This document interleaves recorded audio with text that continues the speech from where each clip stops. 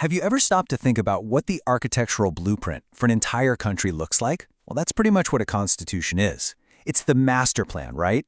It lays out how power is built, how it's shared, and how it's kept in check. So today, we're going to explore some of the different blueprints that nations around the world use to build their governments. Now really, just imagine it for a second. If you had a blank slate, how would you do it? Would you concentrate all the power in one spot for efficiency, or would you spread it out to prevent misuse? Would you design the rules to be flexible and easy to change with the times, or would you make them rock solid and super difficult to alter? These are the huge questions every single nation has to answer. All right, so here's our game plan for today. We're going to start with the most fundamental choice of all, the foundation. Then we'll check out 3 main floor plans for how a government can be structured. And to wrap it all up, we'll look at this ambitious skyscraper of an idea, a transnational constitution. Okay, first things first. When you're laying down the law of the land, do you write it all down in one single book, or do you let the rules kind of grow and evolve organically over time? This is really the first major fork in the road. So most countries, think the United States, India, Germany, they go for a written constitution. It's one single, official document that was created at a specific point in time. It's like the ultimate rule book. And the biggest plus? It's crystal clear. Everybody knows the rules of the game because they're all right there, written down in one supreme text. But then you've got the other approach, the unwritten model. And the classic example here, of course, is the United Kingdom. There isn't one single book you can point to and say, that's the Constitution.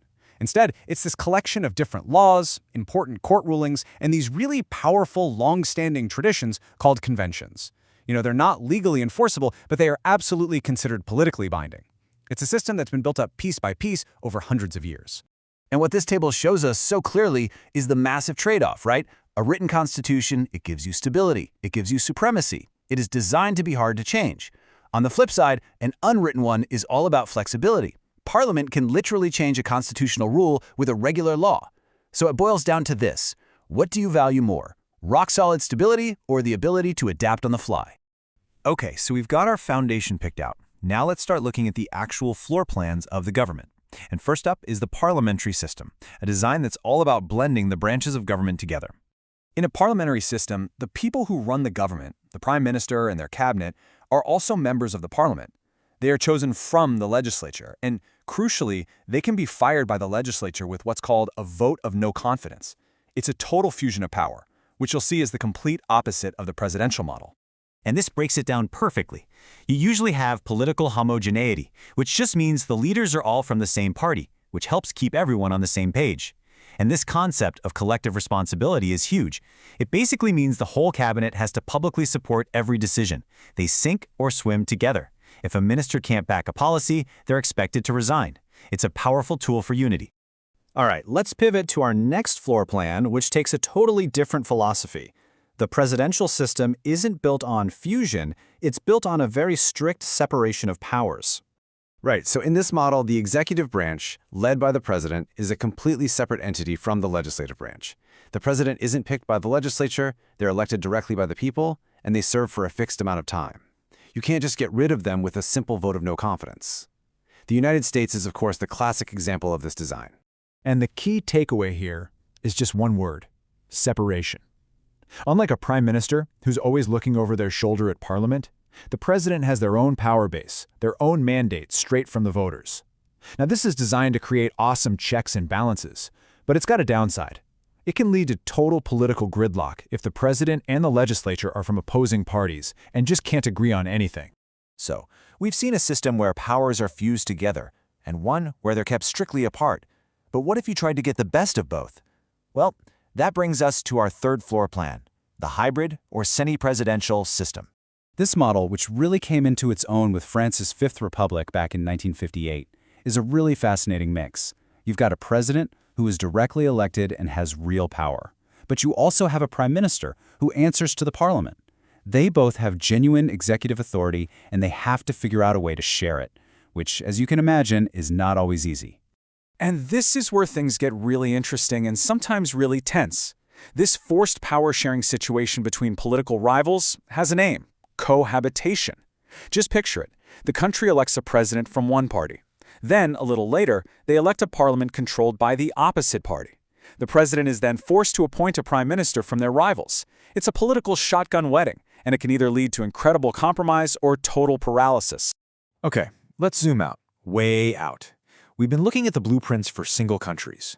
But what about the architectural challenge of the 21st century? Designing a single legal framework for an entire continent. Let's talk about the European Union. The EU is, without a doubt, the world's biggest and most complex experiment in something called transnational constitutionalism. So, what does that mean? It's about independent countries voluntarily agreeing to give up a little bit of their own power, their sovereignty in certain areas, to work together on common goals. In a world defined by nation-states, that's a pretty radical idea. And wow, what a journey it's been. It started out super simple after World War II as just an economic deal about coal and steel. Over the decades, it grew and evolved into the massive political and economic union we see today. But as you can see from that timeline, the attempt to give it a formal constitution hit a pretty serious wall. See, by the early 2000s, the EU's rulebook was a super complicated mess of different treaties piled on top of each other. So the leaders had this big idea. Let's replace that whole confusing mess with one single, easy-to-read constitutional document. It was a really ambitious attempt to finally give the EU its own clear foundational blueprint. And it failed. It failed spectacularly. When the people in France and the Netherlands actually got to vote on it, they rejected it loudly. A lot of voters were really worried about losing their national identity, their sovereignty, this idea of creating a European superstate. They sent a very clear message back to the leaders. Nope, not happening. The dream of a single EU constitution was basically dead on arrival. So what happened next? Well, they went back to the drawing board and came up with something called the Treaty of Lisbon.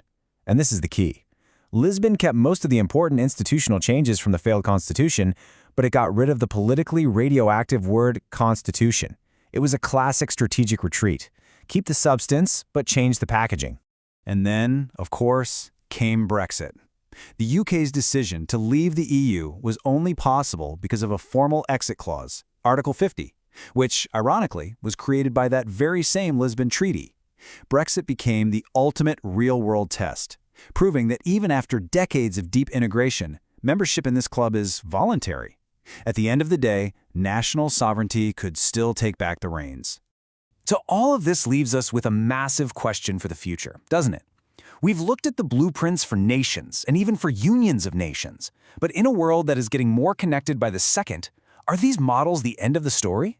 Or are we just in the opening chapters of figuring out entirely new ways to govern ourselves, maybe even on a global scale?